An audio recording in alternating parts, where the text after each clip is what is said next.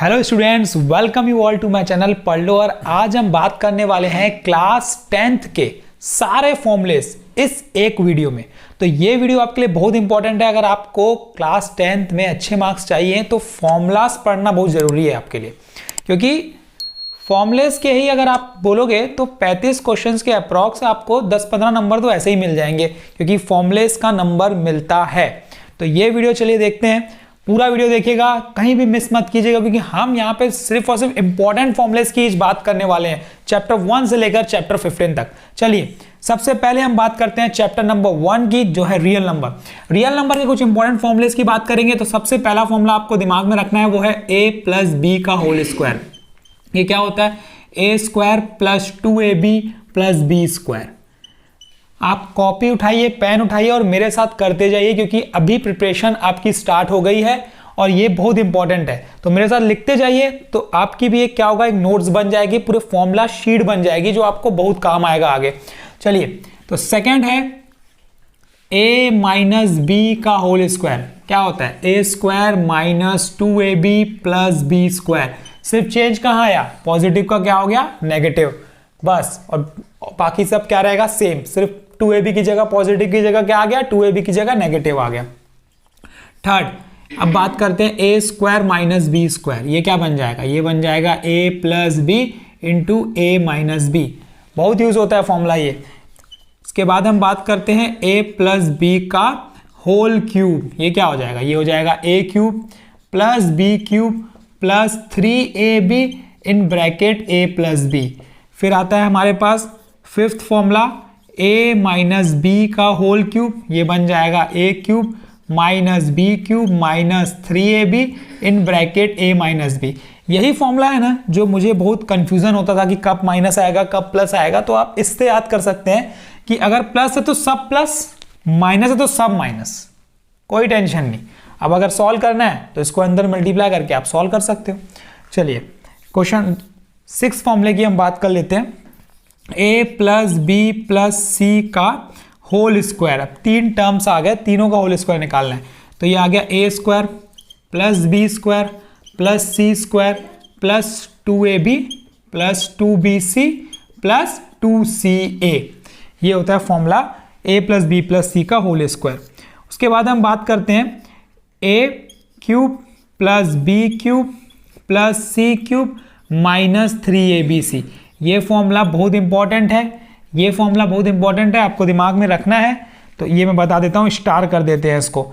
Formula important क्या हो जाएगा? ये a plus B plus C in bracket a square plus B square plus C square minus A B minus B C minus C A. Important formula, लिख लो, याद कर लो, easy है। चलिए इसके बाद हम बात करते हैं a cube plus B cube की। ये बन जाएगा हमारा, प्लस है तो पहले क्या रहेगा? प्लस है तो प्लस, देख लो, प्लस है तो प्लस a प्लस बी। उसके बाद आ जाएगा a square minus A B plus B square. अब यहाँ पे क्या आया? ए बी में माइनस आ गया। 9th, a cube minus B cube. क्या होगा? ये हो जाएगा a माइनस बी। माइनस है तो देखो माइनस, बाकी अंदर सब प्लस हो जाएगा। a square plus A B plus B square. Proof करने के लिए क्या है? आप इसको पूरे को ब्रैकेट को ओपन कर दो, यही आएगा।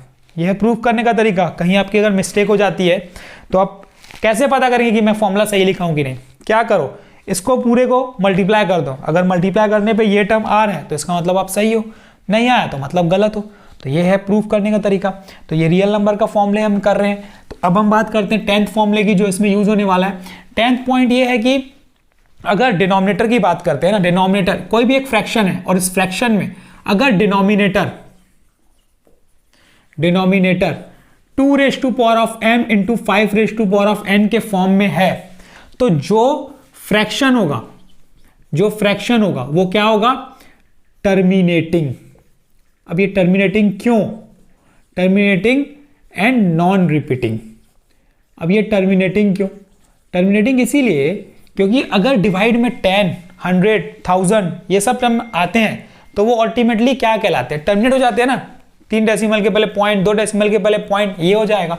अब सिर्फ 2 आता है तो भी वो टर्मिनेट होगा, और सिर्फ 5 आता है तो भी वो टर्मिनेट होगा। तो ये आपको देखना है कि जो डिनोमिनेटर है वो इस फॉर्म में है कि नहीं। आपको ये चेक करना है कि डिनोमिनेटर इस फॉर्म में है कि नहीं। अगर फॉर्म में है तो इसका मतलब टर्मिनेटिंग एंड नॉन रिपीटिंग है, अगर फॉर्म में नहीं है तो वो टर्मिनेटिंग एंड नॉन रिपीटिंग नहीं है। तो चलिए, ये इंपॉर्टेंट था, इससे पूछता है क्वेश्चंस। अब 11th फॉर्मूला जो इसमें इस रियल नंबर में यूज होगा वो होगा Euclid formula, Euclid division lemma या यूक्लिड डिवीजन एल्गोरिथम, आप जो बोलिए, वो होता है a equal to B Q plus R, where r is greater than equal to 0 और लेस देन b। b क्या है? डिवाइजर, r क्या है? रिमाइंडर, q क्वोशिएंट और a डिविडेंड। तो अब ये यूक्लिड डिवीजन लेमा है। अब इससे कैसे क्वेश्चंस पूछे जाते हैं? डायरेक्ट आपको फॉर्मूला दे देगा, एमसीक्यू में फॉर्मूला दे देगा और बोलेगा कि ऑप्शन कौन सा सेलेक्ट करो, इस तरीके से घुमा देगा, यहाँ पे लेस देन देके यहाँ पे ग्रेटर देन करके का मतलब साइन चेंज कर देगा, कुछ कुछ चेंज कर देगा। तो आपको पता करना है कि ये कौन सा यूक्लिड डिवीजन इसमें सही है। तो ये आपको पता होना चाहिए करेक्ट फॉर्म कि जो रिमाइंडर है वो हमेशा क्या हो सकता है? रिमाइंडर 0 हो सकता है ना?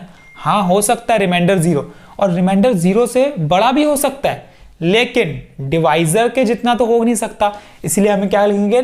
डिवाइजर से छोटा। इसीलिए यहाँ पे हमने क्या लगाया? इक्वल टू नहीं लगाया है।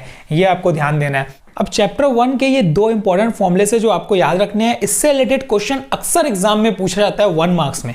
तो ये है हमारा HCF और LCM। HCF क्या होता है? HCF होता है हाईएस्ट कॉमन फैक्टर, इसका फुल फॉर्म होता है, और ये होता है product of the common prime factor with the lowest power.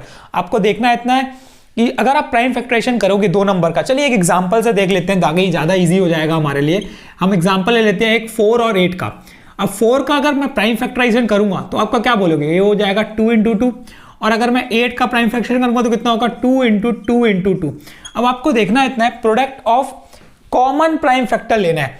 Common prime factor क्या हो जाएगा? इसमें अगर मैं बात करूंगा कॉमन कौन है? 2। इसमें अगर कॉमन का बात करूंगा तो कॉमन क्या है? 2। और इन दोनों का क्या है? लोएस्ट पावर लेना है। तो लोएस्ट पावर क्या दिख रहा है हमें? 1। दोनों का लोएस्ट पावर क्या दिख रहा है हमें? 1 दिख रहा है। तो 2 × 2 कितना हो जाएगा? 4, और 4 क्या हो जाएगा? इसका HCF। बोलने का मतलब यह है कि आपको दोनों में से, दोनों नंबर में से जो कॉमन होगा सिर्फ वो लेने हैं और उनका लोएस्ट पावर लेना है। That's all. तो ये हो गया हमारा HCF। अगर इसी में अगर LCM की बात करेंगे तो LCM में क्या होगा? जितने प्राइम फैक्टर इन्वॉल्व है वो सब प्राइम फैक्टर आपको लेना है विथ हाईएस्ट पावर। इसका भी एग्जांपल मैं आपको बता देता हूं ताकि आपको कंफ्यूजन न हो। अगर हम क्वेश्चन लेते हैं एक 36 एंड 48, सपोज हम निकाल लिए 36 और 48 का, हमें अगर LCM निकालना है तो 36 का अगर प्राइम फैक्टराइजेशन करोगे तो आप क्या करोगे? 36 का निकाल लेते हैं, 2 की टेबल में 18 बार, 2 की टेबल में 9 बार, 3 जा और ये 3 1 जा। अगर हम 48 का निकाल लेते हैं प्राइम फैक्टराइजेशन कितना हो जाएगा हमारा? 2 24 बार, ये हो जाएगा 2 12 बार, ये हो जाएगा 2 6 बार, ये हो जाएगा 2 3 बार, और ये हो जाएगा 3 1 बार। अभी आप अगर देखेंगे तो अब क्या आया यहाँ पे? अगर मैं 36 की बात करूंगा तो क्या है? 2 पावर ऑफ स्क्वायर इंटू 3 का स्क्वायर। और वैसे ही अगर मैं 48 की बात कर लूंगा तो कितना हो जाएगा? 2 पावर 1 2 3 4, 2 पावर ऑफ 4 इंटू 3।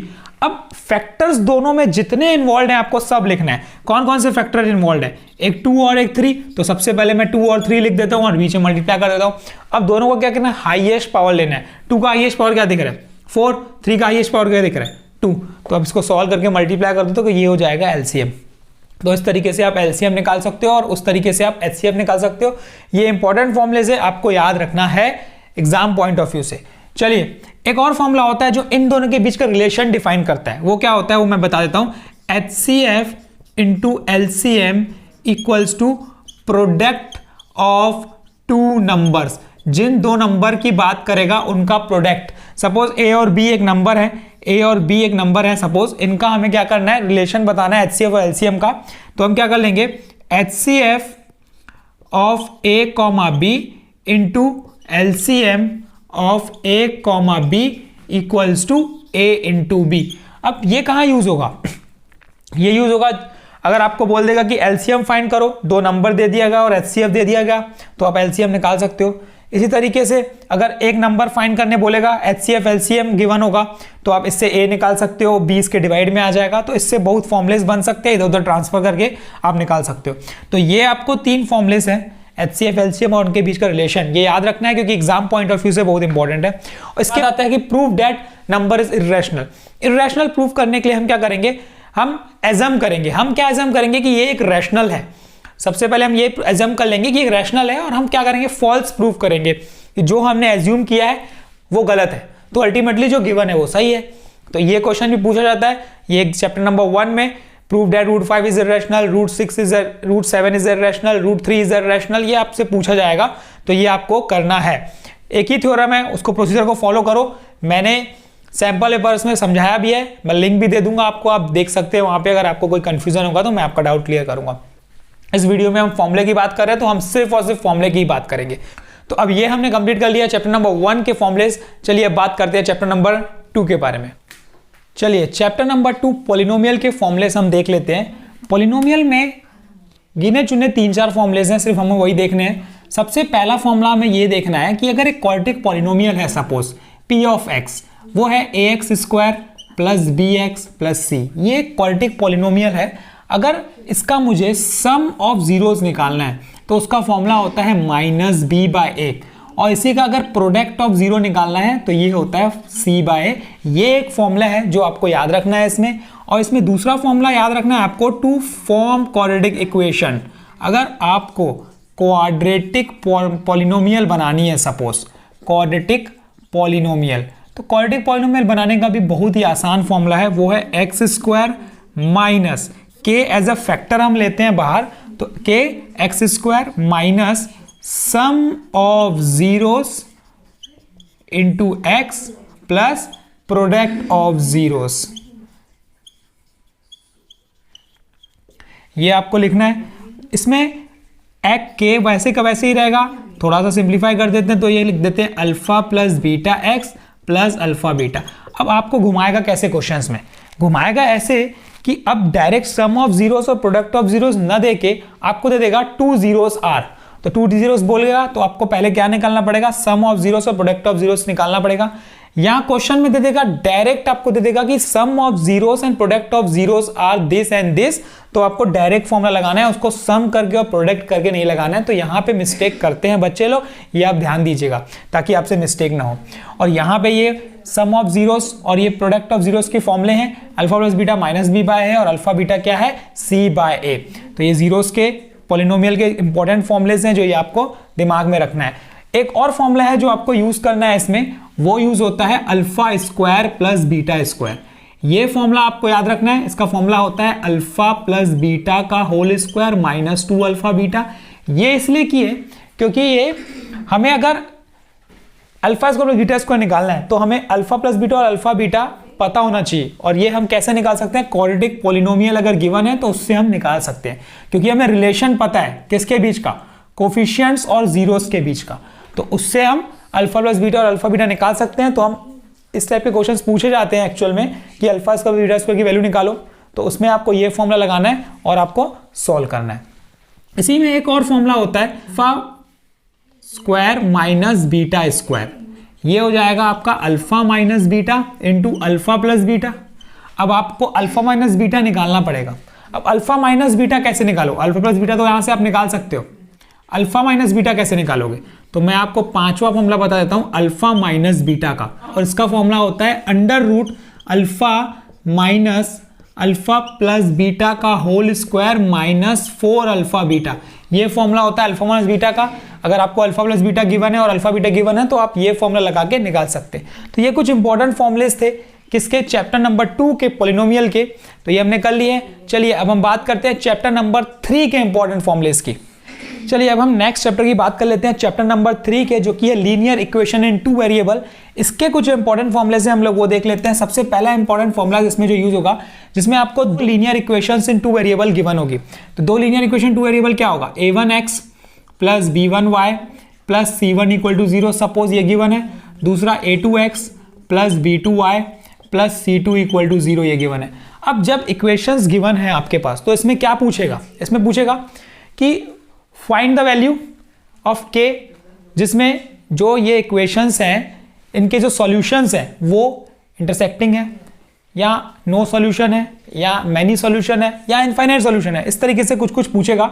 तो आपको यही मैं फॉर्मूला बता रहा हूं कि कब कौन सा फॉर्मूला लगाना है।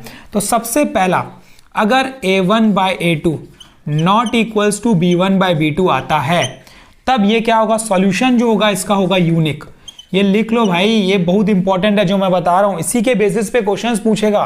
तो ये बहुत इंपॉर्टेंट है, हर चीज हमको क्या है ना, कुछ डिफरेंट करना पड़ेगा, तभी हम आगे बढ़ेंगे दूसरों से कुछ डिफरेंट।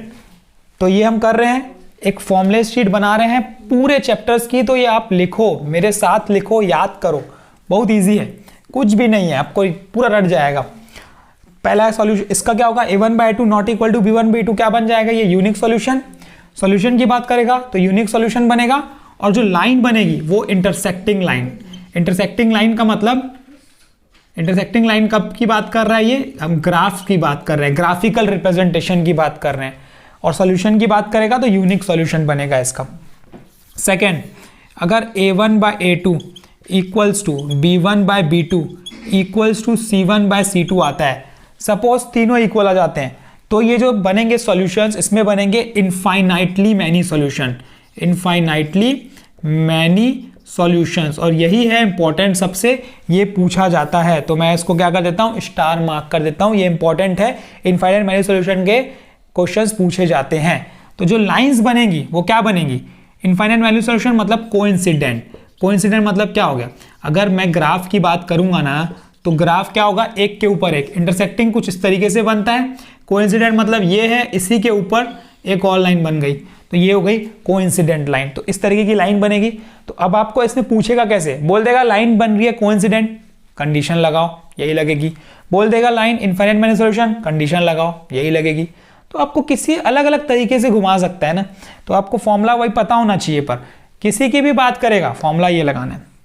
जो तीसरा फॉर्मूला है ये है a1/a2 equals to b1/b2 it's not equal to c1/c2। अब ये किसका हुआ, ये फॉर्मूला हुआ नो सॉल्यूशन का, मतलब कोई भी सॉल्यूशन नहीं बनेगा। जब सॉल्यूशन ही नहीं बन रहा है, इंटरसेक्ट ही नहीं कर रहा है, तो इसका मतलब लाइंस क्या बन रही है, पैरेलल लाइंस बन रही है। अब पैरेलल लाइंस का मतलब तो आपको पता ही है, जो आपस में इंटरसेक्ट नहीं करेंगी वो क्या कहलाएंगी, पैरेलल लाइंस। तो इसको भी मैं स्टार मार्क कर देता हूं, क्योंकि ये भी इंपॉर्टेंट फॉर्मूला है, इसके बेसिस पे क्वेश्चंस पूछे जाते हैं, तो ये आपको याद रखनी है। तो अब हम बात करते हैं इसके अगले फॉर्मूले की, जो है क्रॉस मल्टीप्लीकेशन मेथड। अगर आपके सामने a1x plus b1y plus c1 equal to 0 की इक्वेशन है, और a2x plus b2y plus c2 equal to 0 एक अनदर इक्वेशन है, इक्वेशन नंबर 1 नाम दे देते हैं इसको, इक्वेशन नंबर 2 नाम दे देते हैं। इसको अच्छे से समझेगा। अभी जो हम ये फॉर्मूला करने वाले हैं ना, ये है हमारा क्रॉस मल्टीप्लीकेशन मेथड का फॉर्मूला। क्रॉस मल्टीप्लीकेशन मेथड कैसे निकालते हैं, x और y निकालते हैं।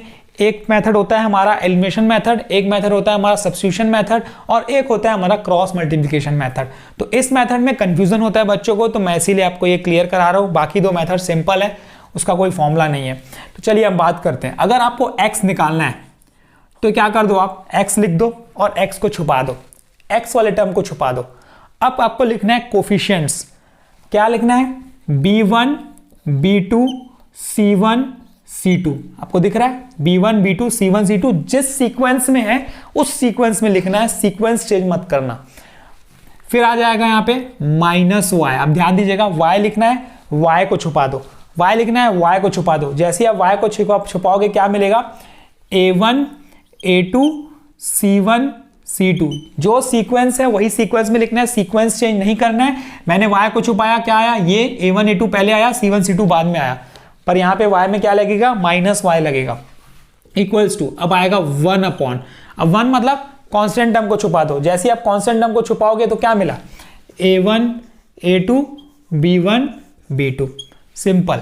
अब यहां पे हम करेंगे क्रॉस मल्टीप्लाई। क्रॉस मल्टीप्लाई कैसे, पहले इसको इससे मल्टीप्लाई करेंगे, फिर माइनस करके इसको इससे मल्टीप्लाई करेंगे। तो x divided by b1 c2 minus b2 c1 equals to minus y divide by a1 c2 minus a2 c1 equals to 1 divide by a1 b2 minus a2 b1।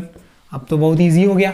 अब अगर मुझे x निकालना है तो पहले इन दोनों को ले लो, y निकालना है तो इन दोनों को ले लो। जैसे ही x निकालना रहेगा यहाँ से तो ये क्या मिल जाएगा, b1c2 माइनस b2c1, ये ऊपर चले मल्टीप्लाई हो गया, divide by a1b2 minus a2b1, ये x निकल गया। बहुत ही सिंपल। अब y की अगर बात करेंगे तो ये y क्या निकलेगा, माइनस y निकलेगा यहाँ से, a1c2 minus a2c1 divided by a1b2 minus a2b1। अब माइनस है तो अब जब वैल्यू निकाल लोगे तो माइनस उधर शिफ्ट कर दो, दैट्स ऑल, और तो कुछ है नहीं इसमें। तो ये क्रॉस मल्टीप्लिकेशन मेथड था। अब इस चैप्टर के लिए linear equation in two variable के लिए आपको इतने फॉर्मूले, सिर्फ और सिर्फ इतने फॉर्मूले याद रखने हैं। है क्या टफ? नहीं है ना, बहुत सिंपल है, इसलिए तो मैं आपको करा रहा हूं सब। चलिए नेक्स्ट चैप्टर की बात कर लेते हैं, वो है हमारा क्वाड्रेटिक इक्वेशन। अभी रात का 12:30 बज रहा है और मैं आपके लिए वीडियो बना रहा हूं, और ये वीडियो मैं इसलिए बना रहा हूं क्योंकि आपके नंबर जो हैं वो 80 आउट ऑफ 80 आए, मतलब अच्छे नंबर आए। मैथ्स में बहुत अच्छे नंबर आने चाहिए, तो आपको भी मेहनत करनी है मेरे साथ। अगर मैं कर रहा हूं तो मैं चाहता हूं कि आप भी मेहनत करें उतनी जितनी मैं कर रहा हूं, तो आप भी डेडिकेटेड होकर काम कीजिए। चलिए अब हम बात करते हैं ना चैप्टर नंबर 4 के फॉर्मूलेस की। चैप्टर नंबर 4 में सबसे पहला फॉर्मूला जो आपको याद रखना है वो है क्वाड्रेटिक फॉर्मूला। क्वाड्रेटिक फॉर्मूला की जब भी बात करेगा तो वो क्या होता है, क्वाड्रेटिक फॉर्मूला होता है x equals to minus B plus minus under root B square minus 4ac divided by 2a, जिसमें a b c आप किससे लोगे, क्वाड्रेटिक इक्वेशन से लोगे। और क्वाड्रेटिक इक्वेशन का जनरल फॉर्म तो आपको पता ही है, क्या होता है, ax square plus bx plus c equal to 0। तो जो x स्क्वायर का कोफिशिएंट रहेगा वो a रहेगा, जो x का कोफिशिएंट रहेगा और b रहेगा, और जो कांस्टेंट टर्म रहेगा वो c रहेगा। तो आप उससे ही निकाल सकते हैं। सेकेंड जो इसमें आपको याद रखना है वो है डिस्क्रिमिनेंट। डिस्क्रिमिनेंट का फॉर्मूला से पूछा जाता है क्वेश्चन, तो ये आपको याद रखना है। डिस्क्रिमिनेंट का फॉर्मूला क्या होता है, d डिनोट करते हैं d से, equals to B square minus 4ac, ये होता है डिस्क्रिमिनेंट का फॉर्मूला। तीसरा फॉर्मूला जो इसमें आपको दिमाग में रखना है वो है nature of roots. Nature of roots क्या बोलता है कि जो रूट्स हैं वो किस टाइप के हैं। जैसे कि दो अगर रूट्स आते हैं क्वाड्रेटिक इक्वेशन के, तो वो रियल है, इक्वल है, अनइक्वल है, इमेजिनरी है, क्या है, तो वो हम निकालते हैं नेचर ऑफ द रूट से। नेचर ऑफ द रूट्स के 3 कंडीशन। सबसे पहली, अगर डिस्क्रिमिनेंट आप निकालते हो वो अगर इक्वल टू 0 आ जाता है तो रूट्स जो रहेंगे वो क्या रहेंगे, रियल एंड इक्वल, मतलब डिस्क्रिमिनेंट 0 मतलब रियल एंड इक्वल। सेकेंड की बात कर लेते हैं हम लोग, discriminant is less than 0। Less than 0 मतलब नेगेटिव में आ गया भाई, नेगेटिव मतलब डज नॉट एग्जिस्ट, और आप बोल सकते हो कि इमेजिनरी, आप जो भी बोलो दोनों में से एक ही आप जो भी बोल सकते हैं। थर्ड हम बात करते हैं डिस्क्रिमिनेंट इज ग्रेटर देन 0, मतलब पॉजिटिव नंबर 2 3 4 5 कुछ भी हो सकता है, पर 0 से बड़ा होना चाहिए, तो हम इसको बोलेंगे roots are real and unequal. अब इसमें क्वेश्चंस पूछे जाते हैं किस तरीके से, find the value of k when the roots are real and unequal, find the value of k when the roots are equal. तो आपको कंडीशन पता होनी चाहिए ना कि रूट्स अनइक्वल की बात कर रहा है तो d0 लेना है, रूट्स अनइक्वल की बात कर रहा है तो d ग्रेटर देन 0 लेना है। तो इस तरीके से आपको याद होना चाहिए। तो ये 3 मेन इंपॉर्टेंट फॉर्मुलेज है, इसके अलावा चैप्टर 4 में कोई फॉर्मूला नहीं है। चलिए अब हम बात करते हैं चैप्टर नंबर 5 के फॉर्मूले। चैप्टर नंबर 5 है अर्थमेटिक प्रोग्रेशन, और अर्थमेटिक प्रोग्रेशन एक सीरीज होती है, तो उसका सबसे पहले मैं जनरल फॉर्म की बात कर लेता हूं। अर्थमेटिक प्रोग्रेशन का जनरल फॉर्म का फॉर्मूला होता है an equal to a plus n minus 1d। अब ये होता है general form of nth term AP का। तो अब अगर मैं 4th टर्म की सपोज बात करता हूं तो वो क्या हो जाएगा, a plus 3d। 5th term की बात करूंगा तो a प्लस 4d। वैसे ही मैं 100 टर्म की बात करूंगा तो वो हो जाएगा a प्लस 99d। तो इस तरीके से आप निकाल सकते हैं nth टर्म, जो निकालना है आप फाइंड कर सकते हैं, जिस टर्म की बात करेगा उस टर्म से आप निकाल सकते हैं। सेकेंड फॉर्मूला है इसका सम ऑफ n टर्म्स, क्या होता है n by 2 in bracket 2a plus n minus 1d। अब सम ऑफ n टर्म्स मतलब क्या है, एक सीरीज आपके पास गिवन है, अब उस सीरीज में 10 टर्म का सम निकालना है, या 15 टर्म का सम निकालना है, या 50 टर्म का सम निकालना है, जो भी आपको जितने भी टर्म का सम निकालना है, क्या फॉर्मूला लगाओ, SN फॉर्मूला लगाओ और सॉल्व करो। थर्ड फॉर्मूला SN का ही formula, when first term and last term is given. AN क्या है, लास्ट टर्म, A क्या है, फर्स्ट टर्म। अब ये फॉर्मूला हम कब लगाएंगे, ये फॉर्मूला लगाएंगे जब क्वेश्चन में फर्स्ट टर्म और लास्ट टर्म गिवन होगा, तो हम फॉर्मूला लगाएंगे ये वाला Sn equal to n/2 a plus an। Important formula है, याद रख लो।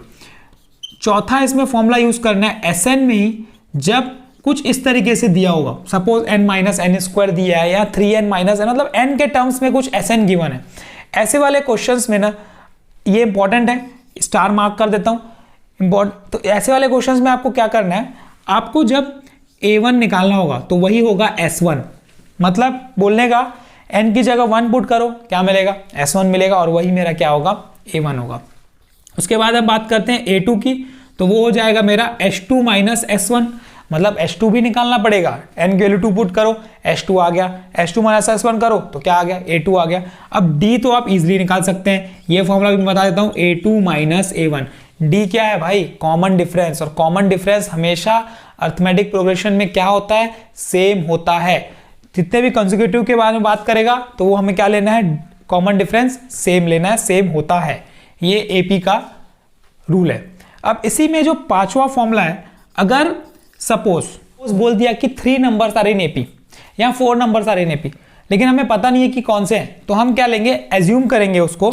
एज्यूम क्या करेंगे, अगर बात करेगा 3 नंबर्स आर इन एपी, तो हम लेंगे a माइनस डी, a और a प्लस डी। वैसे ही अगर बात करेगा 4 नंबर्स आर इन एपी, तो हम क्या लेंगे, तो हम लेंगे a minus 3d, a minus D और a प्लस डी, और यहां पे a प्लस 3d, ये हम 4 नंबर लेंगे। अब ये 4 नंबर हमने क्यों लिया, क्योंकि अगर आप देखोगे इन दो के बीच का डिफरेंस निकालोगे, इन दो के बीच का डिफरेंस निकालोगे तो हमेशा सेम आएगा, इसीलिए हमने ये लिया। और यही इसीलिए लिया क्योंकि क्वेश्चंस में पूछा जाता है कि sum of this number are this and sum of this number product of this number and this. तो जब इस तरीके से दिया रहेगा ना, तो आप जब सम करोगे ना इन दिनों का, तो आप देखोगे कि डी और डी क्या हो जाएगा, कैंसिल आउट हो जाएगा, तो ए इजीली निकल सकता है। तो एक रीजन ये है कि हम यही टर्म लिए, और दूसरा ये एपी को भी फॉलो करना चाहिए, मतलब डी सेम होना चाहिए, डी निकालोगे तो सेम आएगा। तो ये हमने अब किया अर्थमेटिक प्रोग्रेशन के फॉर्मुलेस, इंपॉर्टेंट फॉर्मुलेस है, इसके अलावा कुछ भी नहीं है, नोट कर लो, कर लिए। चलिए अब हम बात करते हैं चैप्टर नंबर 6 की। चलिए चैप्टर नंबर 6 की बात कर लेते हैं। चैप्टर नंबर 6 ट्रायंगल्स है, और ट्रायंगल्स के जो इंपॉर्टेंट फॉर्मुलेस हैं वो है 3 फॉर्मुलेस जो मैं अभी आपको बताने वाला हूं। सबसे पहला है बेसिक प्रोपोर्शनलिटी थ्योरम, बीपीटी, जिसको हम बोलते हैं थेल्स थ्योरम। थेल्स थ्योरम क्या बोलते हैं, नंबर 1 थेल्स थ्योरम की बात करेगा। थेल्स थ्योरम तब लगेगा जब एक ट्रायंगल है, सपोज ये एक ट्रायंगल है, समझा देता हूं मैं आपको, ये एक ट्रायंगल है ABC।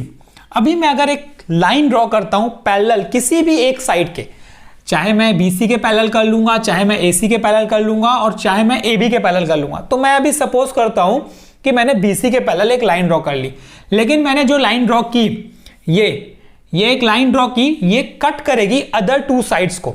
जैसे कि अगर मैंने ये लाइन BC के पैरेलल प्रूफ की है, तो ये 2 अदर 2 साइड्स को इंटरसेक्ट करके जाएगी। तो इसका नाम दे देता हूं मैं D, इसका नाम दे देता हूं मैं E, मतलब D और E पे इंटरसेक्ट करके जाएगी। अब D और E पे जैसे उसने इंटरसेक्ट कर लिया, लाइन AB और AC पे उसने इंटरसेक्ट कर लिया, तो अब इफ थेल्स थ्योरम क्या बोलता है, if DE is parallel to BC, then जो इनके साइड्स का रेशियो है, मतलब जो अदर 2 साइड्स पे वो कट करके जा रहा है, उनके साइड्स का जो रेशियो होगा वो बराबर होगा। तो इसका मतलब AD बाय BD की बात कर रहा है, मतलब AD divide by BD equals to AE divide by EC।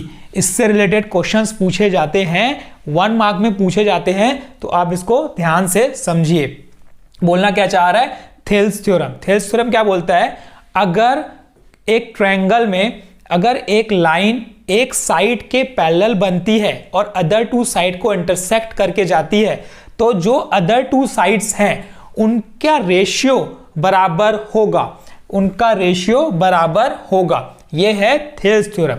अब इसी के अगर मैं कन्वर्स की बात करूंगा, कन्वर्स का मतलब क्या है, इसी का जस्ट उल्टा अपोजिट कर लो। अपोजिट क्या बोलेगा, अगर एक लाइन, सपोज एक लाइन है जो 2 साइड को कट करके जा रही है, तो वो तीसरे साइड के पैरेलल होगा।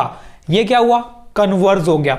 इसमें बोल दिया है कि DE पैरेलल है तो रेशियोस इक्वल होंगे। कन्वर्ज में क्या बोला, अगर रेशियोस इक्वल है तो लाइन पैरेलल होगी। ये कन्वर्ज हो गया। तो सेकेंड हम बात कर लेते हैं कन्वर्ज की, converse of Thales theorem. Converse of Thales theorem क्या बोला, अगर रेशियो इक्वल है, मतलब इफ AD बाय BD बराबर है AE बाय EC के, देन अगर बराबर है तो DE जो होगा वो पैरेलल होगा BC के, जो तीसरी साइड बनी बची उसके पैरेलल होगा। तो ये थेल्स थ्योरम का फॉर्मूला है, कन्वर्ज ऑफ थेल्स थ्योरम का फॉर्मूला है, जो कि आपको दिमाग में बैठाना है। याद नहीं है, लिख के याद करो, बाकी बहुत सिंपल है।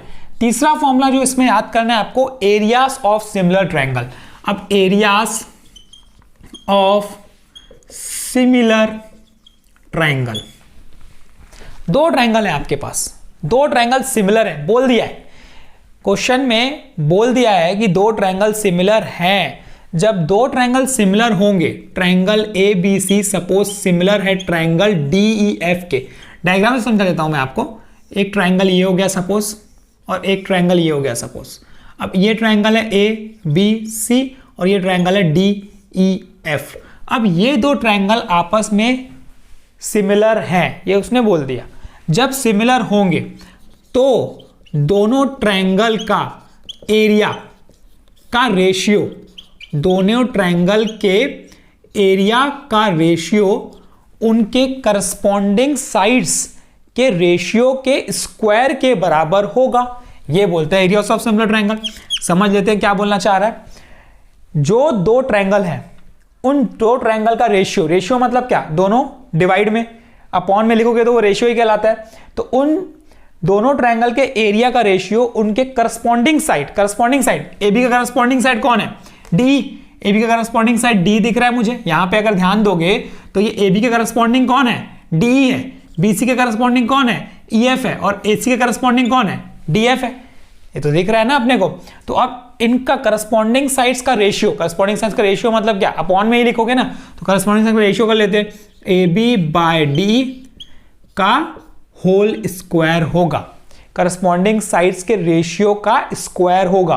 फिर इक्वल टू, फिर से लिख लेते हैं, करस्पॉन्डिंग साइड दूसरी कौन सी है, BC बाय EF का होल स्क्वायर होगा, इक्वल्स टू तीसरा क्या है, AC बाय DF का होल स्क्वायर होगा। सिंपल फॉर्मूला है, कुछ टफ नहीं है, बहुत इजी फॉर्मूला है। बस थोड़ा सा कंसंट्रेशन चाहिए कि बोलना क्या चाह रहा है, उसके बाद आपसे इजीली बन जाएगा। क्या बोला, अगर दो ट्रायंगल सिमिलर हो, कंडीशन देखो, कंडीशन क्या बोलता है, अगर दो ट्रायंगल सिमिलर हैं तो दो ट्रायंगल सिमिलर होने चाहिए, नहीं है तो पहले प्रूफ करो कि सिमिलर है, उसके बाद आप ये फॉर्मूला लगा सकते हो। तो ये बोल दिया कि दो ट्रायंगल सिमिलर हैं।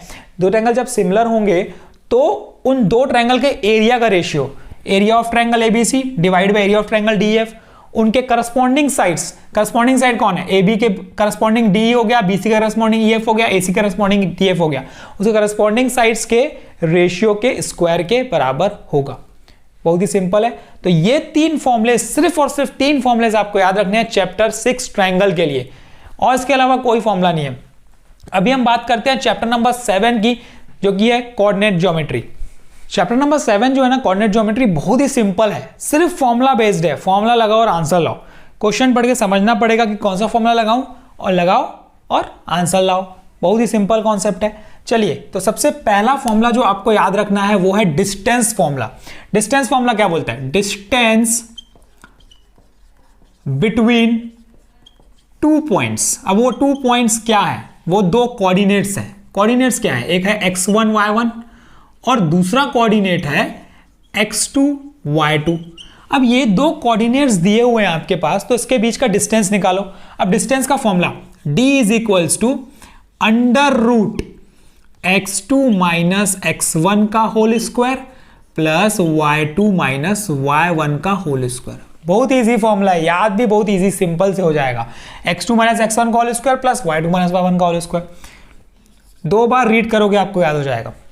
Second formula, distance between one point and origin, या आप बोल सकते हो डिस्टेंस फ्रॉम ओरिजिन, ये भी बोल सकते हो आप, distance between one point and origin या डिस्टेंस फ्रॉम ओरिजिन।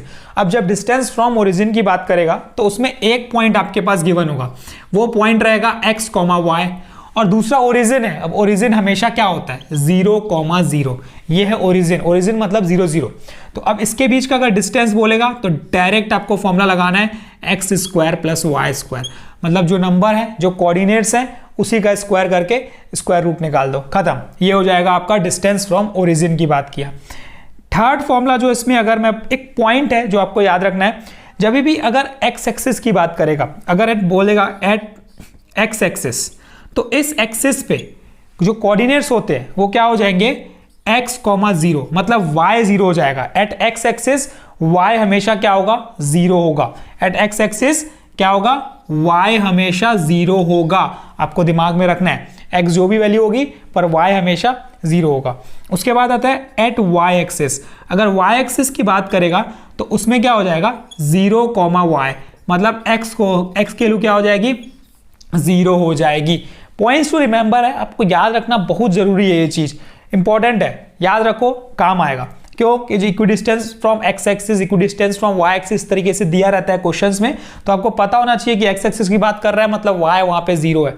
कभी भी ऐसे भी क्वेश्चंस आते हैं जिसमें बोलेगा कि एक लाइन है जो कट कर रही है, x एक्सिस पे कट करके जा रही है, तो उसमें सेक्शन फॉर्मूला लगेगा, तो उसमें भी यूज आएगा आपका ये, तो यहाँ यूज आता है। तो ये 2 पॉइंट्स आप याद रखिए, बहुत काम किए। इसके बाद जो फॉर्मूला इसमें यूज होने वाला है वो है सेक्शन फॉर्मूला।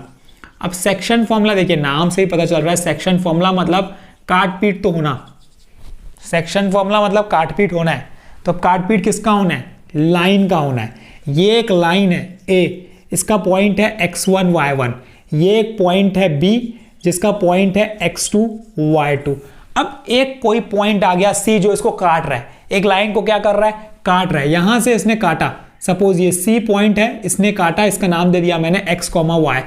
काटा भी किस में, मैंने एक रेशियो में काटा, क्योंकि ये कुछ ये पार्ट होगा, तो रेशियो क्या होगा, वो होगा m1:m2। अब कई बुक में m और n दिया रहता है, कई बुक में m1 m2 दिया रहता है, तो आपको उससे कंफ्यूज नहीं होना है, फॉर्मूला वही है। तो अब x और y की वैल्यू निकालो, तो x हो जाएगा मेरा m1 x2। ध्यान दो, m1 के साथ क्या लेना है x2, क्रॉस में लेना है ना, दूरी बनाए रखो, है ना, कोविड चल रहा था, दूरी बनाए रख रहे थे, तो क्या करना है दूरी बनाए रखनी है हमें, m1 के साथ x2 की दूरी, तो m1 x2 plus m2 x1 divided by क्या हो जाएगा m1 प्लस m2, दोनों का सम।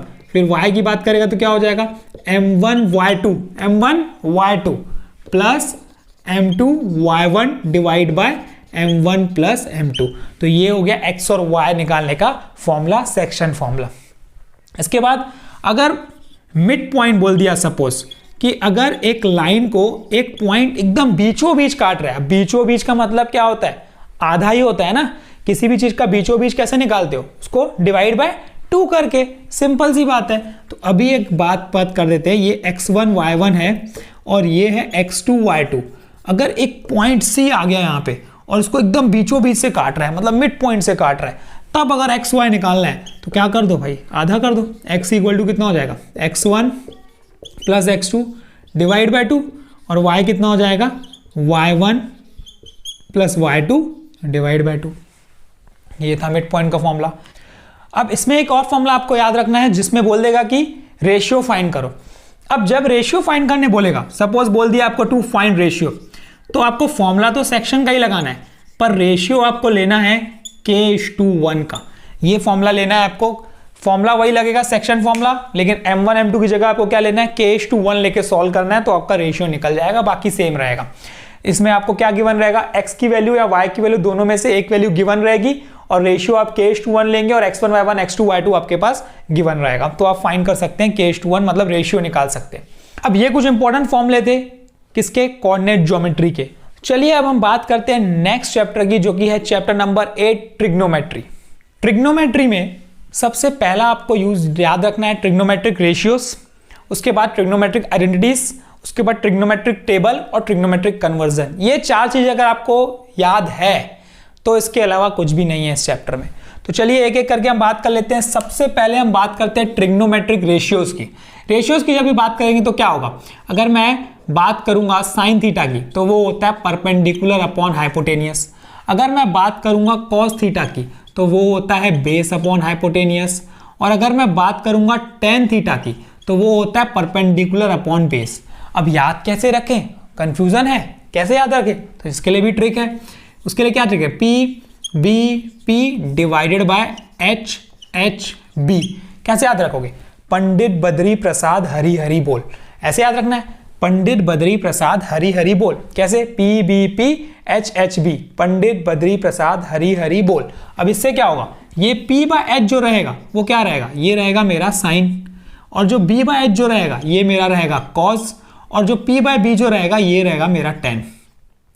वैसे इसकी जरूरत नहीं पड़ेगी, फिर भी मैं आपको बता दिया कि एक ट्रिक से आप याद रख सकते हो, क्योंकि अगर आप इसको कंटिन्यूअसली करोगे, प्रैक्टिस करोगे, 10 बार करोगे ना, तो आपको ऐसे ही याद हो जाता है फॉर्मूला, तो इसकी जरूरत नहीं पड़ती। लेकिन फिर भी अगर कंफ्यूजन होता है तो इससे आप निकाल सकते हो। तो ये ट्रिग्नोमेट्रिक रेशियो था। वैसे ही अगर मैं सेकंड की बात करूं, अगर मैं कॉसेक की बात करूंगा तो कॉसेक क्या हो जाएगा, साइन का क्या होता है, रेसिप्रोकल, मतलब 1 by sign. In other words अगर मैं इसके फॉर्म में बात करूंगा तो h बाय पी हो जाएगा। कितना हो जाएगा, हाइपोटेनियस बाय परपेंडिकुलर, इनवर्स होता है। कॉसेक के बाद आता है, अगर मैं सेक की बात करता हूं तो सेक होता है 1 बाय कॉस, मतलब कॉस का रेसिप्रोकल। तो कॉस का रेसिप्रोकल की बात करेगा, इसी का रेसिप्रोकल कर दो तो ये क्या बन जाएगा, h बाय बी। उसके बाद बात करता है कॉट की, तो ये कॉट थीटा की अगर बात करेगा तो ये होता है टेन का रेसिप्रोकल। अब टेन का रेसिप्रोकल है मतलब वो p बाय बी है, तो ये क्या हो जाएगा, b बाय पी हो जाएगा। तो ये ट्रिग्नोमेट्रिक रेशियोज की बात थी। चलिए अब हम बात करते हैं ट्रिग्नोमेट्रिक आइडेंटिटीज की। ट्रिग्नोमेट्रिक आइडेंटिटीज की जब भी बात करेगा तो उसमें आपको तीन फॉर्मूले, बेसिक तीन फॉर्मूले आपको दिमाग में रखने हैं। सबसे पहला formula, sine square theta plus cos square theta equals to 1। और ये जो ट्रिग्नोमेट्रिक फॉर्मूलेज मैं आपको बता रहा हूं ये आगे आपको हायर क्लासेस में बहुत काम आने वाले हैं, इसीलिए इसको तो ट्रिग्नोमेट्री को तो अच्छे से कर लीजिएगा। Sine square theta plus cos square theta equal to 1। अब इसी से एक फॉर्मूला निकलता है, सेकेंड फॉर्मूला की बात करूंगा तो हो जाएगा 1 plus tan square theta equal to sec square theta. 1 plus tan square theta equal to sec square theta. उसके बाद एक फॉर्मूला आता है 1 plus cot square theta equal to cosec square theta. अब ये फॉर्मूला आया कैसे, अब इसमें कंफ्यूजन होता है बच्चों को, तो मैं आपको बता देता हूं कि कैसे आया फॉर्मूला। अगर आपको सिर्फ और सिर्फ ये याद है sine square theta plus cos square theta equal to 1, तो आप ये दोनों ना इजीली से फाइंड कर सकते हो। कैसे, इसी में सबसे पहले पूरी इक्वेशन को साइन स्क्वायर थीटा से डिवाइड कर दो। जैसे ही आप साइन स्क्वायर थीटा से डिवाइड करोगे तो ये क्या बन जाएगा, डिवाइड में साइन स्क्वायर थीटा प्लस इससे भी हो जाएगा साइन स्क्वायर थीटा डिवाइड में इक्वल्स टू 1 अपॉन इससे भी हो जाएगा साइन स्क्वायर थीटा। अब देखो मैजिक, ये कैंसिल हो गया, कितना आया 1 प्लस कॉस बाय साइन क्या होता है कॉट, तो ये हो जाएगा cot square theta. 1 by sine क्या होता है कॉसेक, तो ये हो जाएगा कॉसेक स्क्वायर थीटा। आ गया फॉर्मूला, सी फॉर्मूला आ गया। अब अगेन इसी में क्या कर दो, इसको आपको cos स्क्वायर थीटा से डिवाइड करना है। जैसे ही आप इसको cos स्क्वायर थीटा से डिवाइड करोगे तो क्या मिलेगा, sine square theta divide by cos square theta plus cos square theta divide by cos square theta equals to 1 divided by cos square theta. अब देखो साइन बाय cos क्या होता है 10, ये हो जाएगा मेरा tan स्क्वायर थीटा प्लस ये कैंसल आउट, ये क्या बना 1 इक्वल टू 1 बाय cos, ये बना सेक स्क्वायर थीटा। तो ये आ गया हमारा आइडेंटिटी। तो ये याद रखो तो अच्छा है, अगर नहीं याद है तो आप इससे मेथड से आप फाइंड कर सकते हो। कुछ सेकंड्स लेगा, साइड में करके देख लो क्या दिक्कत है, कोई दिक्कत नहीं है। तो ये अब हमने कंप्लीट किया ट्रिग्नोमेट्रिक आइडेंटिटीज की बात की। अब हम बात करते हैं ट्रिग्नोमेट्रिक टेबल की। अब ट्रिग्नोमेट्रिक टेबल को ना आप इस तरीके से याद रख सकते हो, कैसे, 0 है तो under root 0/4, under root 1/4, under root 2/4, under root 3/4, under root 4/4। इतना काम करने के बाद आपको क्या करना है, 0/4 तो हमेशा 0 होता है, तो ये 0 वैल्यू हो जाएगी इसकी। 1/4 की वैल्यू, अंडर रूट 1/4 की बात करेगा तो क्या हो जाएगा, ये 1/2 हो जाएगा, क्योंकि 1 का स्क्वायर रूट 1 होता है और 4 का स्क्वायर रूट 2 होता है। इसकी बात करेंगे तो ये कैंसिल आउट होगा, 1 1 जा 1 2 जा, तो ये बन जाएगा 1/√2। इसकी बात करेंगे तो ये बन जाएगा हमारा √3/2 और इसकी बात करेंगे तो ये बन जाएगा 1। सिंपल। अगर ये चीज हो गई आपसे और मेरे को पता है कि हो ही जाएगी, तो आप पूरी टेबल ना कुछ सेकंड्स में बना सकते हैं। चलिए देखते हैं कैसे इतनी स्पीड बना सकते हैं। साइन है, कॉज में आपको क्या करना है, पीछे से सीधा पीछे से लिखना है आपको। जो 90 है उसको 0 में लिखना है, जो 60 है आपको यहां लिखना है, ये वहीं का वहीं रहेगा, ये यहां आ जाएगा, ये यहां आ जाएगा। चलिए देखते हैं कैसे। 1 आपको इधर लिख देना है, √3/2 आपको इधर लिख देना है, ये एज इट इज वैसी का वैसी रहेगा। 1/2 आपको इधर लिख देना है, 0 आपको इधर लिख देना है। That's all. tan क्या होता है, साइन डिवाइड बाय कॉस। मैं आपको एक फॉर्मूला और बता देता हूं। जो tan थीटा होता है वो होता है sine theta by cos theta. बहुत काम का फॉर्मूला है ये। tan theta equal to sine theta by cos theta और कॉट थीटा इक्वल टू इसी का रेसिप्रोकल वो होता है cos theta by sine theta. अब बात करते हैं tan की, साइन बाय कॉस 0/1 हमेशा क्या होता है 0। इन दोनों को डिवाइड करेंगे तो ये क्या हो जाएगा 1/√3, 2 कैंसिल आउट हो जाएगा। इन दोनों को डिवाइड करेंगे तो क्या हो जाएगा, ये 1/√2 है। इन दोनों को डिवाइड करेंगे तो क्या होगा, ये 1 हो जाएगा। इन दोनों को डिवाइड करेंगे तो ये √3 हो जाएगा और ये तो नॉट डिफाइंड क्योंकि ये होता ही नहीं है। चलिए कॉसेक क्या होता है, साइन का रेसिप्रोकल। मैंने आपको क्या बताया, साइन का रेसिप्रोकल। तो ये 0/1 है तो 1/0 नॉट डिफाइंड। ये हो जाएगा मेरा 2/1, ये हो जाएगा मेरा √2, ये हो जाएगा 2/√3 और ये हो जाएगा 1। सेक होता है कॉस का रेसिप्रोकल, तो ये हो जाएगा 1, ये हो जाएगा हमारा 2/√3, ये हो जाएगा हमारा √2, ये हो जाएगा 2 और ये 1/0 नॉट डिफाइंड। अगेन कॉट क्या होता है, tan का रेसिप्रोकल। tan का रेसिप्रोकल की बात करेगा तो ये कितना 1/0 नॉट डिफाइंड। ये हो जाएगा मेरा √3, ये हो जाएगा मेरा 1, ये हो जाएगा मेरा 1/√3 और 1 नॉट डिफाइंड इज 0। तो ये आ गई टेबल तैयार, जो कि कुछ सेकेंड्स में हो सकती है। वैसे जब आप करेंगे ना क्वेश्चंस बहुत सारे प्रैक्टिस, तो टेबल की जो वैल्यू होती है वो तो आपके दिमाग में बैठ ही जाएगी। तो ये थी टेबल, कैसे निकाले समझ गए। चलिए अब हम बात करते हैं इसके ट्रिग्नोमेट्री के लास्ट फॉर्मूले की, जो कि है कन्वर्जन फॉर्मूला। कन्वर्जन फॉर्मूला क्या बोलता है भाई, अगर 90 माइनस थीटा के फॉर्म में लिखोगे तो वो किस में कन्वर्ट हो जाएगा, ये वाले टर्म्स आएंगे। तो सबसे पहला, अगर साइन 90 माइनस थीटा है तो वो बदल के बन जाता है कॉस थीटा। उसके बाद सेकंड, अगर कॉस 90 माइनस थीटा है तो वो बदल के बन जाएगा साइन थीटा। थर्ड, अगर सेक 90 माइनस थीटा है तो वो बन जाएगा मेरा कॉसेक थीटा। और वैसे ही अगर कॉसेक ऑफ 90 माइनस थीटा है तो वो बन जाएगा मेरा सेक थीटा। और फिफ्थ, अगर tan 90 माइनस थीटा है तो वो मेरा बन जाएगा कॉट थीटा। और कॉट ऑफ 90 माइनस थीटा है तो ये बन जाएगा मेरा tan थीटा। तो ये कन्वर्जन है कि एक एंगल में दूसरे एंगल में बदलना है, तो हमें ये फॉर्मूला यूज करके कर सकते हैं कि एग्जाम में यूज होगा। ये कहीं ना कहीं आपके पूरे सिलेबस में ये है, यूज होगा, सॉल्व कर सकते हो। तो ये मैंने कंप्लीट कर लिया ट्रिग्नोमेट्री के फॉर्मूले। ट्रिग्नोमेट्री से रिलेटेड है सम एप्लीकेशंस ऑफ ट्रिग्नोमेट्री। तो सम एप्लीकेशंस ऑफ ट्रिग्नोमेट्री की जब भी बात करेंगे, इसका नेक्स्ट चैप्टर है जो चैप्टर नंबर 9 है, उसकी अगर हम बात करेंगे तो उसमें क्या है, एंगल ऑफ एलिवेशन।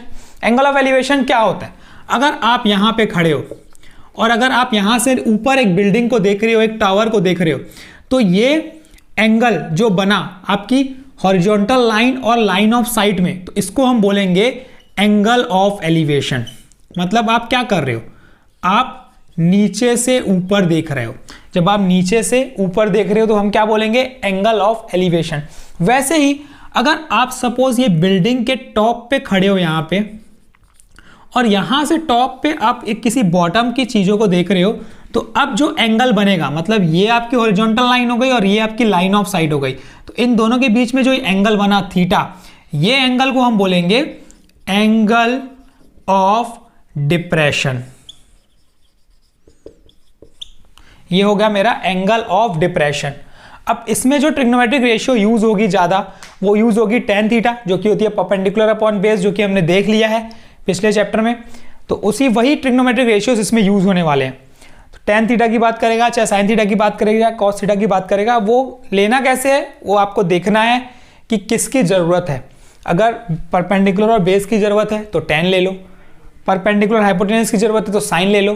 तो इस तरीके से आप जिसकी जरूरत होगी वो लगाओ फॉर्मूला और आंसर लाओ।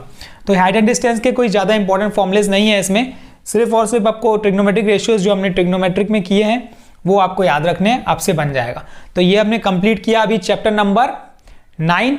चलिए अब बात करते हैं चैप्टर नंबर 10। चलिए सर्कल के फॉर्मुलेस की बात कर लेते हैं। और सर्कल ना ज्योमेट्री का बहुत सिंपल चैप्टर है, ये आपको एक ही एक्सरसाइज है पूरे चैप्टर में जो आपके लिए बहुत सिंपल हो जाता है आपको करना, और इसमें मार्क्स भी अच्छे मिलते हैं क्योंकि एक ही एक्सरसाइज है तो उसी में से क्वेश्चन आना है, 6 नंबर का क्वेश्चन आना है, उसमें से आप एक एक्सरसाइज करो 6 नंबर लाओ, बहुत सिंपल है। फॉर्मुलेज एक्चुअल में 3 ही याद रखने हैं आपको इसमें। सबसे पहला फॉर्मूला, अगर एक सर्कल है सपोज और इस सर्कल में एक सेंटर से जब एक लाइन हम ड्रॉ करेंगे कॉर्ड पे, सेंटर से अगर एक लाइन ड्रॉ करेंगे कॉर्ड परपेंडिकुलर, तो ये कॉर्ड को 2 इक्वल पार्ट में तोड़ देगा। यही है एक सबसे पहला फॉर्मूला, एक पहला थ्योरम बोल सकती है आप इसे हम थ्योरम बोल सकते हैं। ये पहला थ्योरम है जो आपको याद रखना है। ये थ्योरम ये बोलता है कि अगर सेंटर से अगर मैं एक लाइन ड्रॉ करता हूं परपेंडिकुलर टू द कॉर्ड, तो जो वो कॉर्ड को 2 इक्वल पार्ट में तोड़ देगा। कंडीशन क्या हुई, if ON is perpendicular to AB, अगर ON AB के परपेंडिकुलर है then AN is equals to NB। क्या है, सिंपल है ना भाई। अगर एक सेंटर से एक लाइन में लेके आता हूं सीधी एकदम परपेंडिकुलर 90 डिग्री पे, तो वो कॉर्ड को 2 इक्वल पार्ट में तोड़ देगा, बस खत्म। सेकेंड, जो कि बहुत इंपॉर्टेंट थ्योरम है, एग्जाम में डायरेक्ट थ्योरम भी पूछा जाता है, ये थ्योरम को प्रूफ करो। तो ये थ्योरम बोलता है, जो आपको काम भी बहुत आएगा ना चैप्टर में, ये वाला थ्योरम बहुत जगह यूज होगा आपका, 1 नंबर के क्वेश्चंस में, 3 नंबर के क्वेश्चंस में बहुत यूज होता है, बीच बीच में बहुत यूज होता है, क्वेश्चंस में यूज होगा। जब मैं हम चैप्टर यूज करेंगे ना, इंपॉर्टेंट क्वेश्चंस करेंगे, मैं आपको बताऊंगा कैसे यूज होता है। ये थ्योरम बोलता है कि एक एक्सटर्नल पॉइंट है सपोज, उस एक्सटर्नल पॉइंट से 2 टेंजेंट अगर जा रहे हैं, एक पॉइंट से 2 टेंजेंट, एक पॉइंट से 2 टेंजेंट एक्सटर्नल पॉइंट से, तो जो 2 टेंजेंट बनेंगे उनका जो डिस्टेंस होगा वो इक्वल होगा। अगर एक पॉइंट से, एक्सटर्नल पॉइंट से 2 टेंजेंट बनते हैं तो वो टेंजेंट हमेशा क्या होंगे, इक्वल होंगे। इसका मतलब AC is equal to BC, ये डिस्टेंस और ये डिस्टेंस आपस में बराबर होगा। इंपॉर्टेंट थ्योरम है, दिमाग में आपको रखना ही है। तीसरा, अगर सपोज एक सर्कल है और उसी के अंदर एक और सर्कल है, अब इस सर्कल को हम क्या बोलते हैं, कॉन्सेंट्रिक सर्कल। अब कॉन्सेंट्रिक सर्कल में लार्जर सर्कल में एक कॉर्ड बना रहा हूं जो टच करके जा रहा है स्मॉलर सर्कल को। मैंने क्या किया, लार्जर सर्कल में एक कॉर्ड बनाया जो टच कर गया स्मॉलर सर्कल को। अब सेंटर से अगर मैं एक लाइन ड्रॉ करता हूं टेंजेंट तक की, मतलब कॉर्ड तक की 90 डिग्री, तो वो क्या करेगा, कॉर्ड को 2 इक्वल पार्ट में तोड़ देगा। मतलब समवॉट सिमिलर है इसके जैसा ही। एक सर्कल था उसमें 2 सर्कल बना दिया, फर्क और कुछ भी नहीं है। मतलब क्या करेगा, OC अगर मैं बनाता हूं 90 डिग्री एकदम, तो ये क्या करेगा, इस कॉर्ड को 2 इक्वल पार्ट में तोड़ देगा। मतलब AC और BC आपस में क्या हो जाएंगे, इक्वल हो जाएंगे। अब ये सर्कल के 3 थ्योरम्स जो आपको एकदम याद रखना है, इसके अलावा कुछ भी नहीं है चैप्टर में। बाकी जो प्रैक्टिस करोगे ना उससे आपको बन जाएगा, लेकिन फॉर्मूला तो जरूरी है ना, बेसिक कॉन्सेप्ट तो जरूरी है ना। अगर आपको पता नहीं होगा कि एक्सटर्नल पॉइंट से 2 टेंजेंट इक्वल होते हैं तो आप क्वेश्चन ही नहीं बना पाओगे। पर इसी के बेसिस पे आप 10 क्वेश्चन बना लोगे। अगर ये फॉर्मूला पता होगा तो, ये फॉर्मूला पता होगा तो 10 क्वेश्चन बना लोगे। तो ये पता होना जरूरी है। फॉर्मूला इसीलिए जरूरी है क्योंकि ये बेसिक है। ये पता है तो आप पूरा चैप्टर बना सकते हो, ये नहीं पता है तो कुछ नहीं बना पाओगे। तो इसीलिए याद रखना बहुत जरूरी है। तो ये फॉर्मूला शीट बनाओ, बिल्कुल बनाओ, 100% है। सबसे पहला स्टेप यही है, अगर आपको मैथ्स में 80 आउट ऑफ 80 लाना है तो सबसे पहला स्टेप यही है कि फॉर्मूला शीट तैयार करो, जो मैं आपके लिए करा रहा हूँ। सब फॉर्मूला शीट ये मेरे साथ लिखो, आप सब जितने फॉर्मूलेस मैंने किए हैं ना, रिवाइंड करके देखो। अगर नहीं लिखे हो तो लिखो, पूरा कॉपी बनाओ, लिखना चालू कर दो, काम आएगा।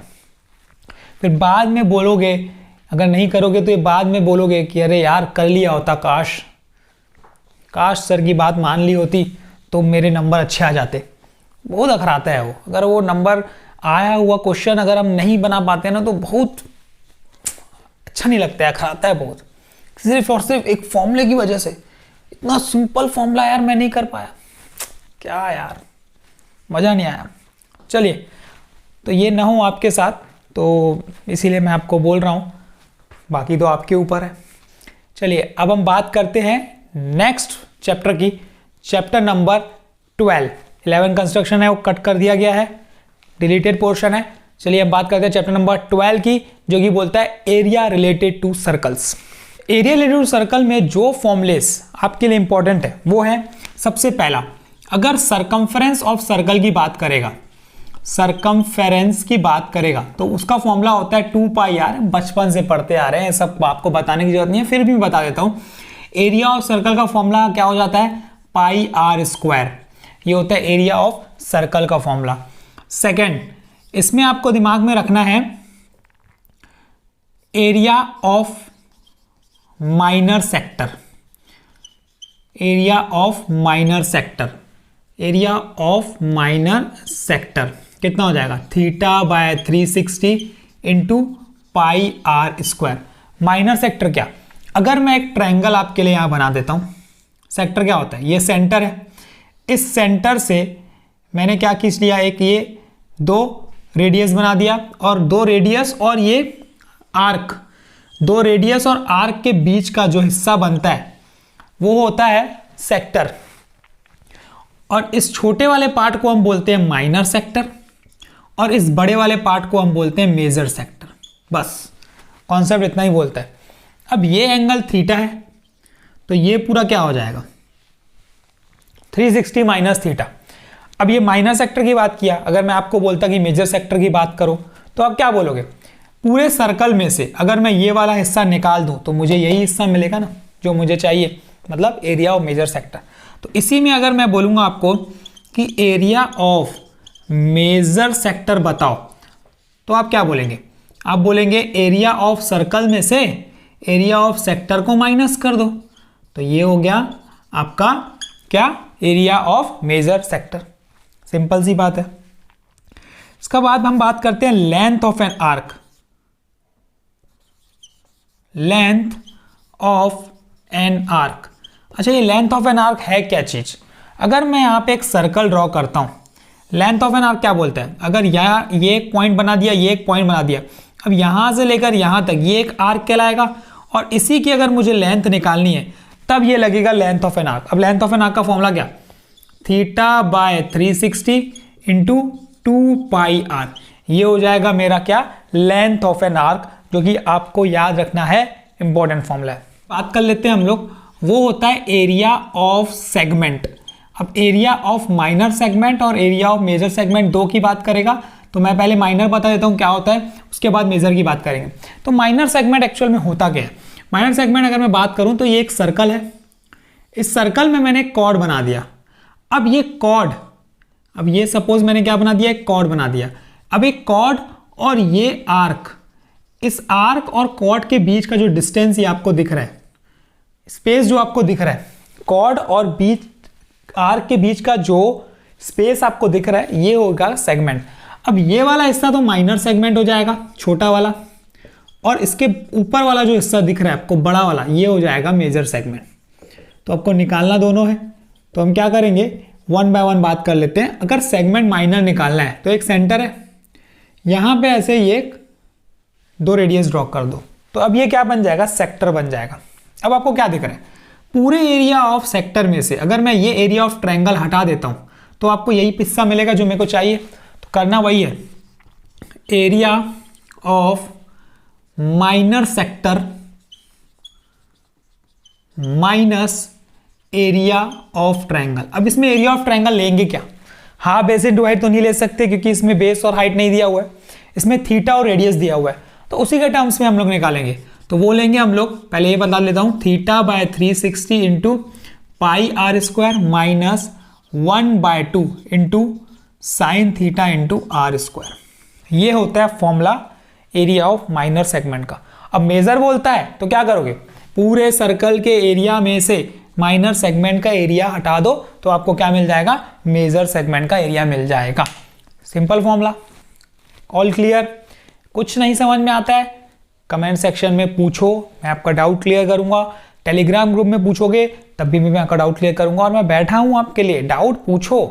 मैं तो चाहता हूं आप डाउट पूछो मेरे से, ताकि मैं आपका डाउट क्लियर कर सकूं, आपको हेल्प कर सकूं।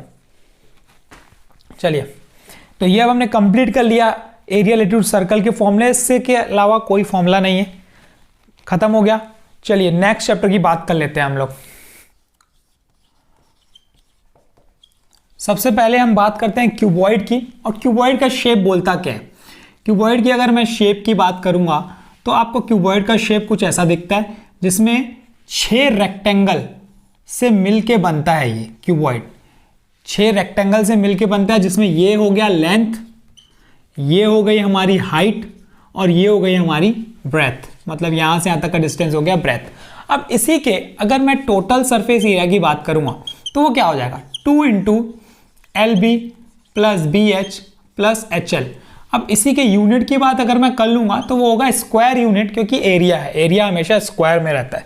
इसी के हम लोग लेटरल सरफेस एरिया की बात कर लेते हैं, वो होता है 2 into L plus B into H। अब लेटरल सरफेस एरिया होता क्या है, इसको हम बोलते हैं एरिया ऑफ 4 वॉल। मतलब अगर मैं ऊपर का हिस्सा और नीचे का हिस्सा हटा दूंगा तो जो 4 दीवारें बचेंगी वो क्या हो जाएंगी, एरिया ऑफ 4 वॉल। अब इसी की अगर मैं वॉल्यूम की बात करूंगा तो वॉल्यूम हो जाएगा हमारा length into breadth into height, और वॉल्यूम होता है हमेशा क्यूबिक में, तो ये हो जाएगा स्क्वायर क्यूब यूनिट होगी इसकी, क्यूबिक यूनिट होगी, सेंटीमीटर क्यूब, मीटर क्यूब, जो भी दिया रहेगा वो रहेगा। तो ये क्यूबॉइड की बात कर लिया। सेकेंड हम बात करते हैं क्यूब की। अब जब भी क्यूब की बात करेगा तो ये सपोज एक क्यूब है,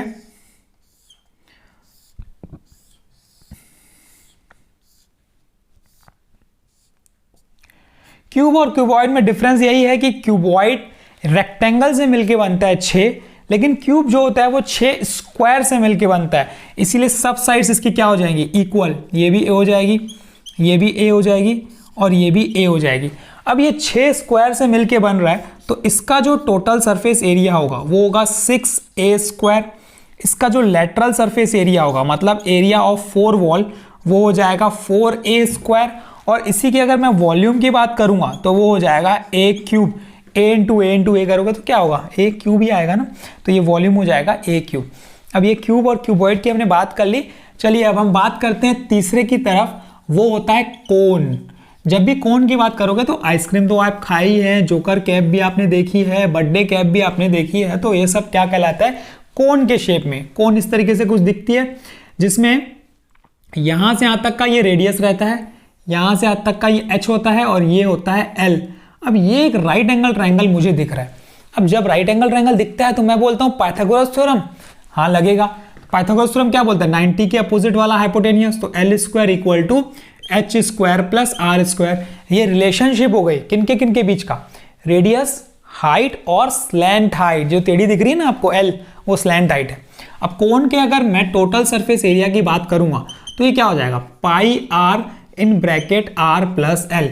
ये होता है total surface area of cone. इसी के मैं कर्व सरफेस एरिया की बात करूंगा। अब इसमें लेटरल ना होकर हम क्या बोलते हैं, कर्व सरफेस, क्योंकि कर्व शेप रहता है ना, तो हम बोलेंगे curve surface area. Curve surface area क्या हो जाएगा, ये हो जाएगा मेरा पाई आर एल। एल निकालने बोलेगा तो एच और आर आपको पता होना चाहिए, फॉर्मूला लगाओ, आंसर लाओ। इसी की अगर वॉल्यूम की बात करूंगा तो ये होता है सिलेंडर का 1/3, तो मतलब 1/3 into pi R square H. Cylinder का 1/3, तो 1/3 पाई आर स्क्वायर एच।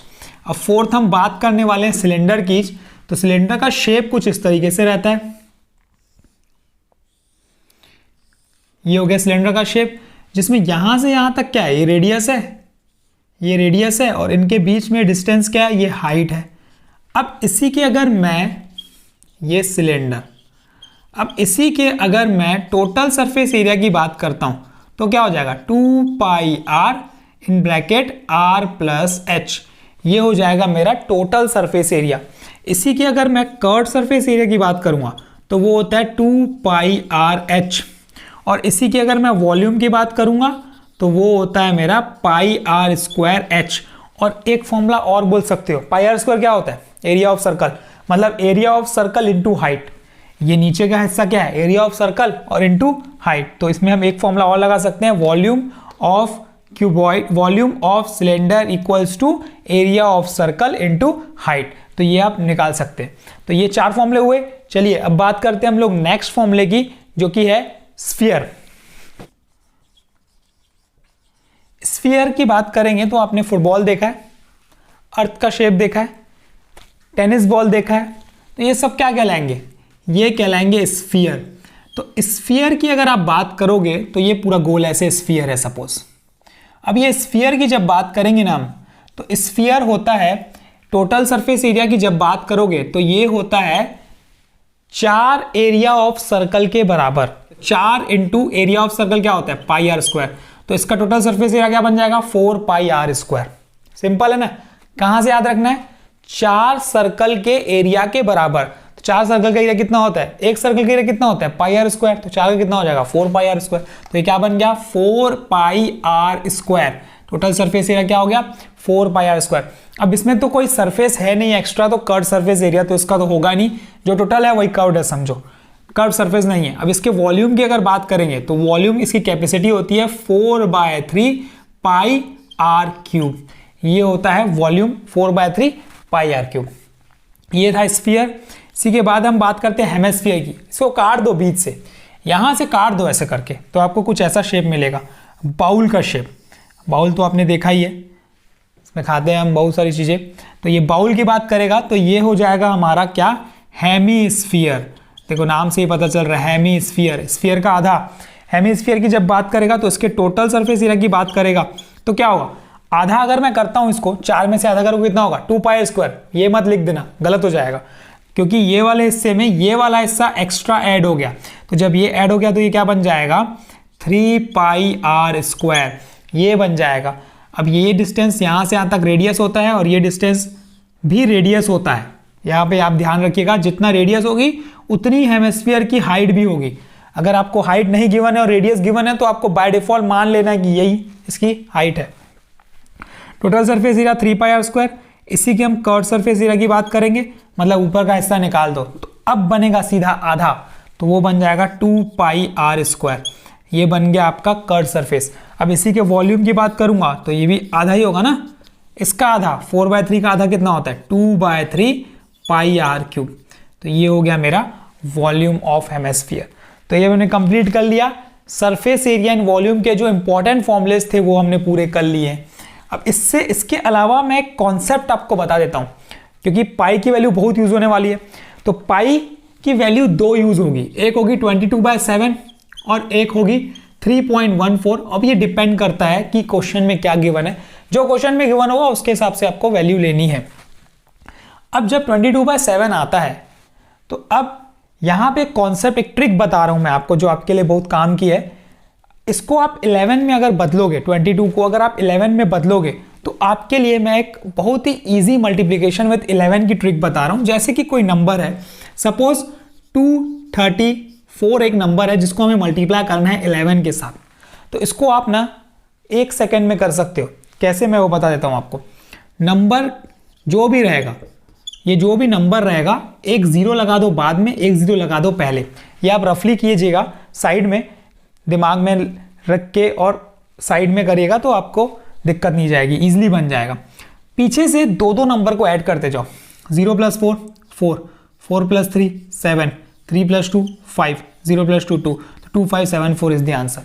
अब इन्हें तो मैंने बताया तो कुछ समय लगा, कुछ सेकेंड्स लगा, लेकिन जब आप प्रैक्टिस कर लोगे ना इसकी तो आपसे 2 सेकंड में बन जाएगा, माइंड में ही बन जाएगा। और ये 11 एक्चुअल में काम आएगा। मल्टीप्लिकेशन 11 ना आपको इस चैप्टर में बहुत काम आएगा। एरिया रिलेटिव सर्कल में भी आपको काम आएगा, सरफेस एरिया वॉल्यूम में भी आपको काम आएगा। मैंने पूरी मल्टीप्लिकेशन ऑफ 11 की एक बहुत बड़ा मैथ वीडियो मैंने बना दिया है ऑलरेडी। मैं लिंक भी दे दूंगा डिस्क्रिप्शन में, आप जाके देखिए। और भी बहुत सारी ट्रिक्स है जो मैंने बताई है, आप जाके देखिए, आपका माइंड एकदम शार्प हो जाएगा, कैलकुलेशन एकदम फास्ट हो जाएगी, तो ये आपको काम आएगा आगे। तो ये हमने कंप्लीट कर लिया। ये एरिया रिलेटेड टू सर्कल के बाद सरफेस एरिया एंड वॉल्यूम हमने कंप्लीट कर लिया है। अब हम बात करते हैं नेक्स्ट चैप्टर की, जो कि है स्टैटिस्टिक्स। स्टैटिस्टिक्स में सबसे पहले हम बात करते हैं मीन की। मीन का मतलब क्या होता है, एवरेज। एवरेज में पहला, अगर इंडिविजुअल डेटा है, इंडिविजुअल डेटा मतलब ग्रुप में नहीं है, सिंपल आपको डेटा दिया है 2 3 4 5 6 और उसका एवरेज निकालो, तो आपको करना यही है, क्या करोगे, क्या कर दोगे, sum of all observation divided by number of observation. हालांकि ये क्लास 9th का फॉर्मूला है, 9th का कॉन्सेप्ट है, इसमें आपसे पूछेगा नहीं, फिर भी मैंने आपको बता दिया रिमाइंड कराने के लिए। इसमें बात करेंगे हम लोग ग्रुप डेटा की। जब भी ग्रुप डेटा की बात करेगा तो आपको जो मीन का फॉर्मूला लगाना है वो लगाना है पहला direct method, summation F x bye summation F. इस मेथड को हम बोलते हैं डायरेक्ट मेथड। ये पहला मेथड है जिसका नाम है डायरेक्ट मेथड। और दूसरा मेथड जो आपको दिमाग में रखना है वो है शॉर्टकट मेथड। अब वो शॉर्टकट मेथड क्या बोलता है, X bar equal to A plus summation F D divided by summation F, D is equals to X minus A. और जिसमें ए जो है वो क्या है, एज्यूम्ड मीन है। ए मतलब एज्यूम्ड मीन, हमारा शॉर्टकट मेथड। ये हमारा क्या है, शॉर्टकट मेथड। ये ग्रुप डेटा की बात किया। सेकंड फॉर्मूला जो हमें याद रखना है इसमें मीडियन का। अब मीडियन में भी इंडिविजुअल डेटा ग्रुप डेटा की बात करेगा तो इंडिविजुअल हम कर चुके हैं, लेकिन अभी हम ग्रुप डेटा की बात करेंगे। ग्रुप डेटा की जब भी बात करेगा मीडियन की तो आपको फॉर्मूला लगाना है L plus N by two minus C by F into I. अब यहाँ पे सी और एन और एल और आई ये हम कहाँ से लेंगे, ये लेंगे हम लोग सेलेक्टेड क्लास से। अब सेलेक्टेड क्लास डिपेंड करता है एन बाय टू पे। वो जब आप प्रैक्टिस करेंगे ना क्वेश्चंस की तब मैं बताऊंगा कि कैसे करते हैं एग्जांपल के साथ। अभी सिर्फ फॉर्मूला समझते हैं। और जो सी लेते हैं हम लोग वो क्यूमुलेटिव फ्रीक्वेंसी रहता है, वो प्रीवियस वाला रहता है, सिलेक्टेड क्लास की प्रीवियस वाली। और आई इंटरवल, एल लोअर लिमिट। ये था मीडियन का फॉर्मूला। इसके बाद हम बात करते हैं मोड के फॉर्मूले की। मोड को डिनोट किया जाता है जेड से, और मोड का जो फॉर्मूला होता है वो होता है lower limit plus f1 minus f0 divide by 2f1 minus f0 minus f2 into I. ये होता है फॉर्मूला मोड का, जिसमें l लोअर लिमिट होता है। f0 क्या लेंगे हम लोग, फ्रीक्वेंसी लेंगे। f1 हम लोग पहले वाली, f2 बाद वाली। तो जब क्वेश्चन करेंगे तो समझ में आएगा कौन सी क्या है। तो अब ये फॉर्मूला होता है z, लिख लो, याद कर लो। इसके बाद हम एक और फॉर्मूला देखेंगे जो रिलेशन है इन तीनों का, मीन मीडियन मोड होता है। Mode is equals to 3 into median minus 2 into mean. ये इंपॉर्टेंट फॉर्मूला है एक्चुअल में, ये आपको याद करना जरूरी है क्योंकि ये इससे रिलेटेड क्वेश्चन पूछा जाता है, 1 मार्क्स में पूछ सकता है। तो ये आपको फॉर्मूले याद रखने हैं इस स्टैटिस्टिक्स चैप्टर के, इसके अलावा कोई फॉर्मूले नहीं है। तो अब हम बात करते हैं स्टैटिस्टिक्स की खत्म, अब हम बात करते हैं प्रोबेबिलिटी की। प्रोबेबिलिटी में सिर्फ और सिर्फ आपको एक ही फॉर्मूला याद रखना है, और फॉर्मूला इसमें है ही नहीं। क्या है, 9 से पढ़ते आ रहे हो, क्या फॉर्मूला है प्रोबेबिलिटी का, जो भी फेवरेबल इवेंट रहेगा, number of favourable events divide by total number of events, total number of possible outcomes, favourable outcomes divide by possible outcomes. ये हो गया प्रोबेबिलिटी का फॉर्मूला। तो अब हमने पूरे चैप्टर के फॉर्मूलेस देख लिए हैं, पूरे चैप्टर के फॉर्मूलेस कर लिए हैं, नोट कर लिए आपने तो अच्छी बात है। नहीं किया है तो दोबारा देख लो, दिमाग में बैठा लो। नहीं हो रहा है तो एक बार कर लो नोट्स, आपको आपके लिए काम आएगा। जब आप एग्जाम सामने आएगा ना तो रिव्यू करोगे ना, जब आप रिवाइज करोगे तो आपके लिए इजी हो जाएगा। ढूंढते नहीं बैठोगे एक एक फॉर्मूला कहाँ है कहाँ है कहाँ है। क्या करोगे आप, डायरेक्ट कॉपी उठाओगे और 5 मिनट लगेगा, हाँ इसका फॉर्मूला, इसका फॉर्मूला, इसका फॉर्मूला, इसका फॉर्मूला। हम ऐसे ही करते थे। हम जब पढ़ते थे हम सिर्फ रिवाइज करते थे। आखिरी में जब हम करते थे तो हम सिर्फ और सिर्फ ऊपर से देखते थे, अपने माइंड में कैलकुलेट, अपने माइंड में हम लोग रिवाइज करते थे। और नहीं होता था, याद नहीं आता था तो हम फॉर्मूला देखते थे कि क्या है इसका फॉर्मूला।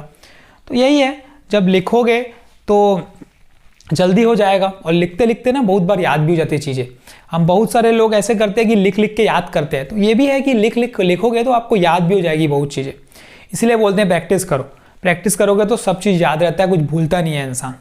और समझ के पढ़ोगे तो फिर समझ के अगर आप पढ़ लिए तो फिर तो आपके कभी नहीं भूल पाओगे, ज़िंदगी में कभी नहीं भूलोगे, हमेशा याद रहेगा आपको। चलिए तो अब हमने कंप्लीट कर लिया ये।